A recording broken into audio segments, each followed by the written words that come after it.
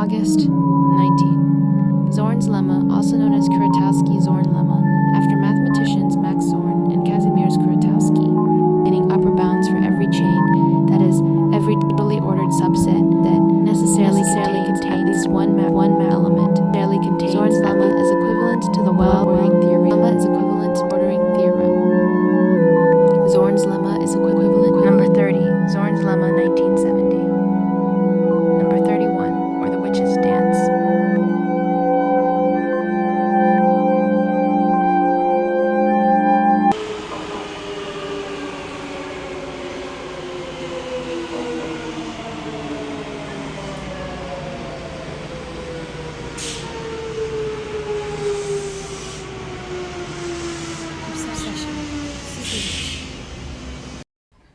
Right off the bat, bright neon blue.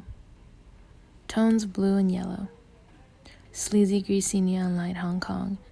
A very aggressive and violent Andy Lau. Very 80s soundtrack.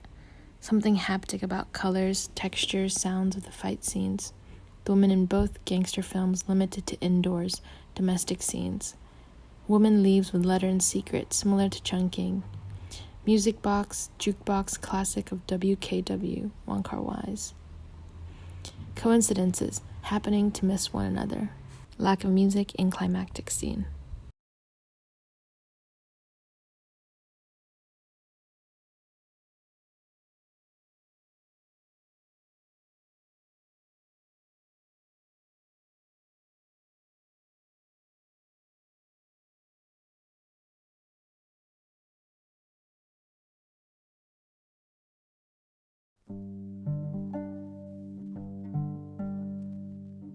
Figure 2, mullets.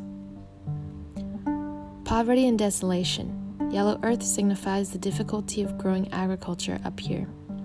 Marriage of very young girls to much older men. A socialist communist revolution impetus behind the soldiers' intention to collect folk songs.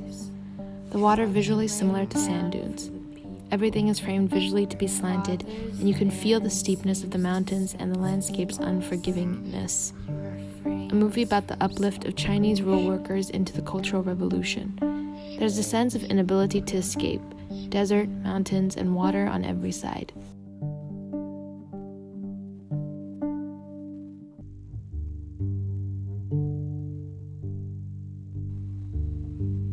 Observe Obsession Figure 3, Birds.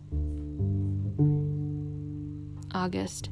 This is a journal about shame, here also about pain too.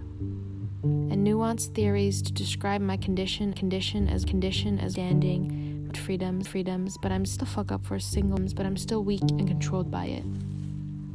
Naming your condition does not free you from it. August 15. August. When my mother 15. Tells me in the kitchen that America ruined me, it's still difficult to hear after all these years. But IDK, how I would begin to go about it.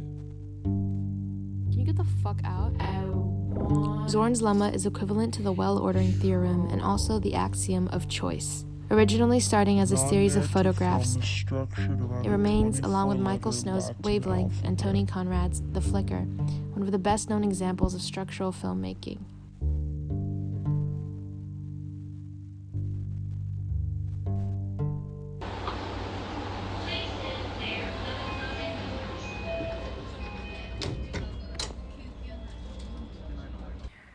Turn to figure 5, blind contours. August 12. Self-portrait as soap.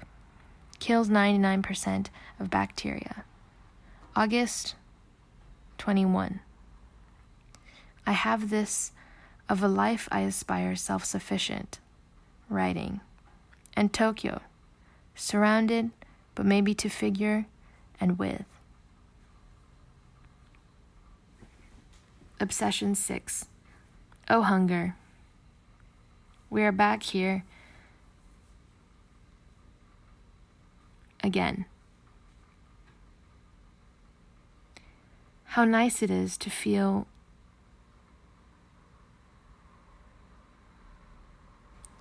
and each day trudges forward, in control for once.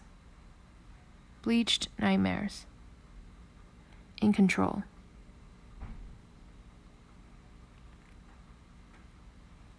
but now I recognize my sense of, and since we are here and I am being honest, suffering to be crucial to my sense of.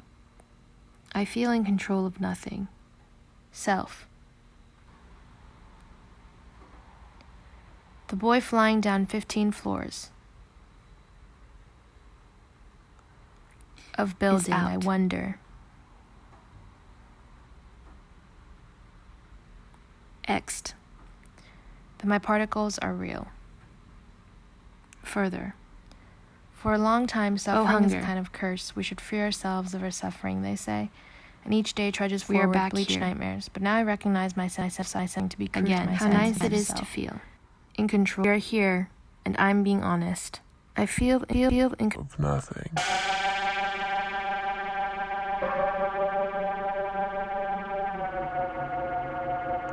Everything I want.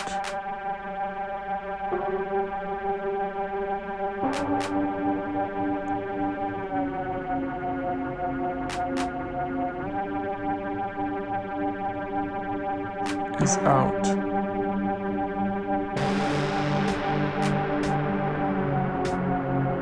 Next.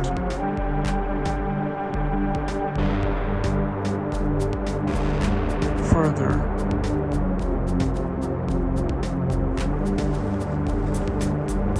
Self-portrait with tits out and feet in the shape of upside-down pegs.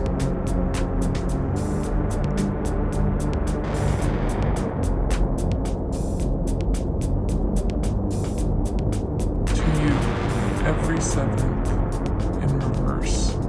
To you, colon, every seventh, comma, in reverse, colon. To you, every seventh in reverse. About my dream that left me seriously disturbed. About my dream that left me seriously disturbed. About my dream that left me seriously disturbed.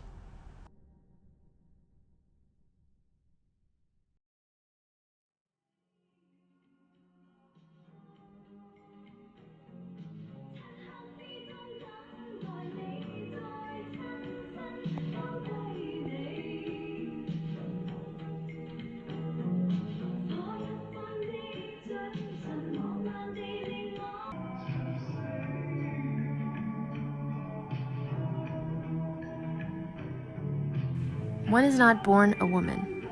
Women are culturally imagined, not natural, tricked into performative construction of womanhood.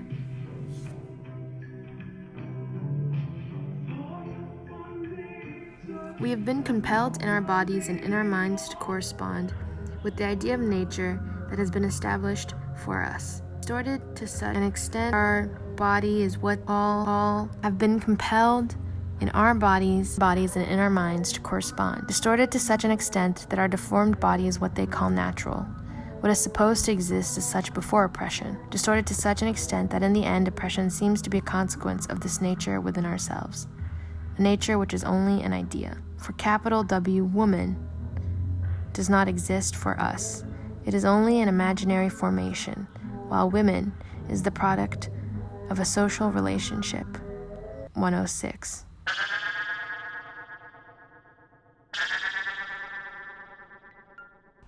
About my dream that left me seriously disturbed.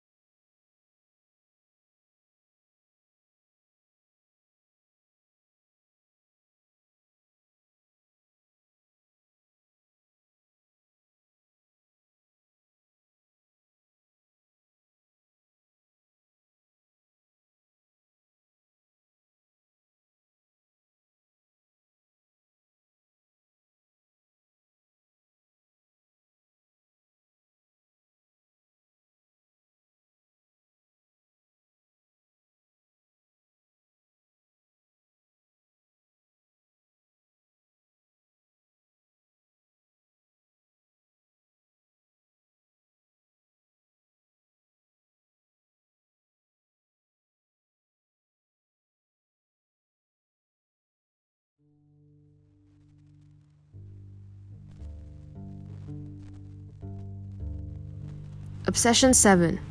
Again on a corner, this time in Los Angeles, years ago. I see this now as I've never seen it. Iris stepping in gum just as I stand on Sunset and Vine and lick the bottoms of my teeth fervently. Just as I understood coincidence then, I understand coincidence now. This goes for love, and this goes for time. For Iris, a call from a sick cousin or uncle or parent on the West Coast. She checks out of school on a Tuesday and gets on a red-eye to meet a hospital director, Dr. Chang, at his house in Malibu. For Iris, the doctor's hand as it clasps over her eyes, the feel of his leathery hands in her mouth and also inside her rib cage. Raspberry yogurt in her stomach, gurgling, turning itself over, fermenting. I go to a show of an autumn afternoon at ArcLight and chew on the inside of my cheek. I flew to Los Angeles only 13 hours ago, and I've already forgotten my purpose for coming. I am of indeterminate age. I wander and Uber and wander and Uber. I read Joan Didion.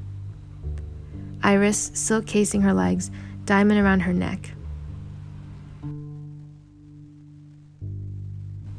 Brings his hand to her pelvis. She asks him to cut.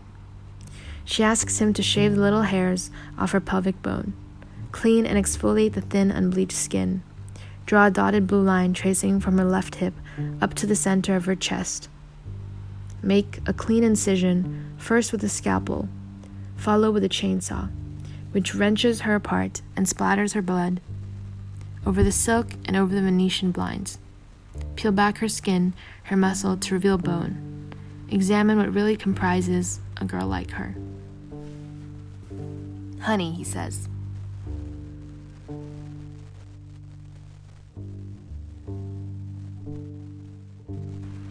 I walk in circles around Sunset. The same sheriff clops up and down the curb on a small, stout pony. Another sheriff rides a Segway, rolling over the Walk of Fame. Alec Baldwin, Ozzy Osbourne, Paul Rudd. I can taste my tongue on itself. I can taste the buds of nerves as they fizzle and die. Pigeons circle overhead. Pigeons of Los Angeles. Two ghastly gaunt girls smoke and drink green juice. "Honey," he says, "I know your insides without all the blood and the gore, so save me the trouble." I take an Uber to Los Feliz and light myself on fire. Save me the trouble. It's all dust, isn't it? Cobwebs and dust. That's what you want me to check for, right?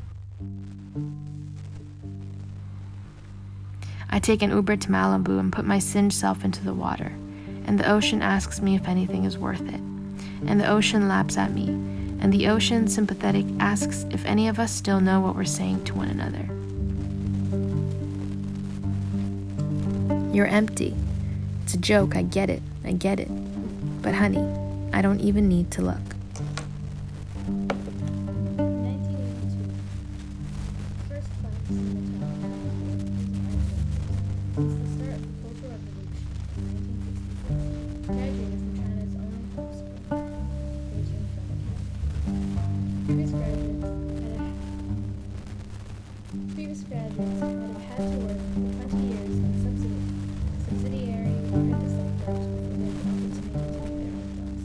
But an unusual combination of circumstances enabled these young newcomers to make their first film within 2 years of graduation. The films shocked the Chinese film world, and the filmmakers became known as the Fifth Generation.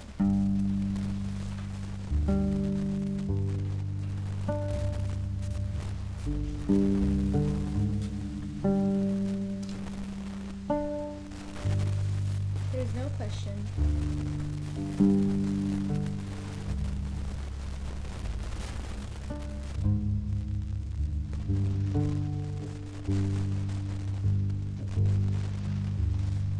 question that the fifth generation is doing something different. Nearly all interviews attest to the fact that their effort to mark themselves out from their predecessors was self-conscious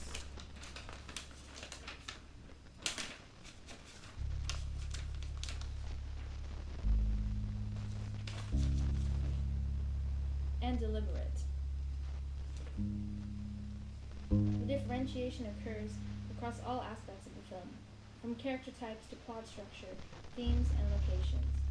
In this article, we will consider what was new about the fifth generation by comparing The painting traditions they draw upon were those used by their predecessors. This task is to make complicated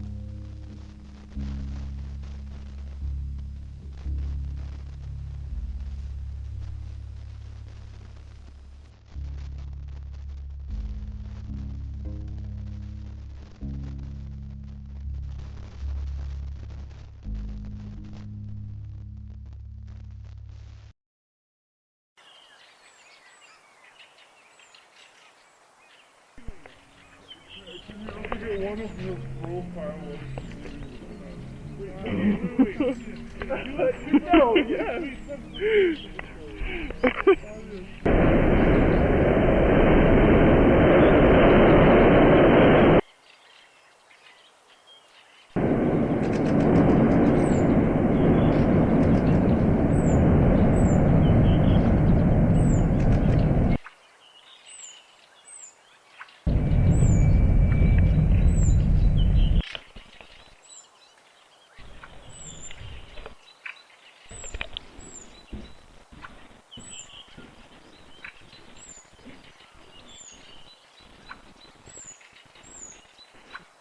It suits you.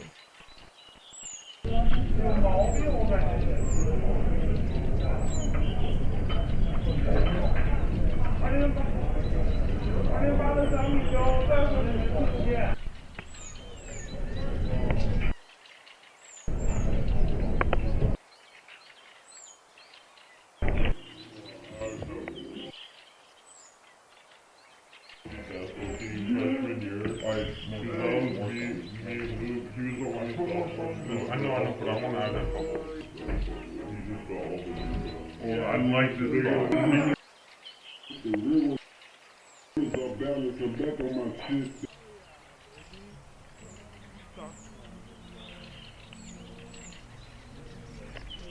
Yeah, I don't believe in smiling. Before this. Yeah, that's cute. No, don't do it, no smile. Two different plays.